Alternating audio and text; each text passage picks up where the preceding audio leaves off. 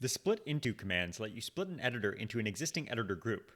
Now, first off, why might this be useful? So if you're using the default split command, it will actually always go and create a new editor group. So if I'm focused over here on the left file, extension host main, and then I run the split command, so I'll open the command palette with Control-Shift-P or Command-Shift-P and say split editor, just run the standard split editor command, you can see that it's gone and introduced a new editor group. So I now have 2 copies of the extension host main file here, but there are now 3 editor groups.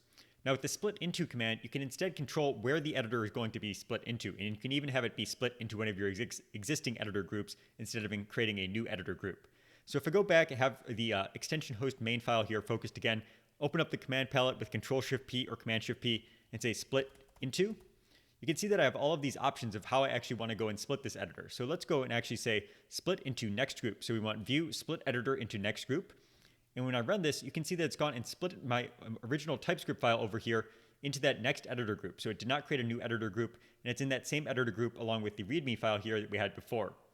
Now there's a number of other split options here. So if we go and open the command palette again and say split into, you can see that we can do things like splitting above, and we can really just control wherever we want to have this editor be split into. So if we do group above, for example, it's going to go and split above the existing editor, and now we have these 3 editor groups, but they're instead arranged in this pattern with 2 on the left and then 1 over here on the right.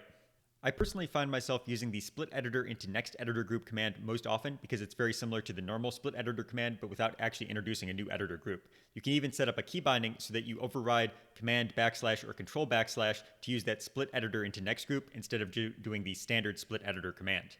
So that's a quick look at the split editor into commands for VS Code.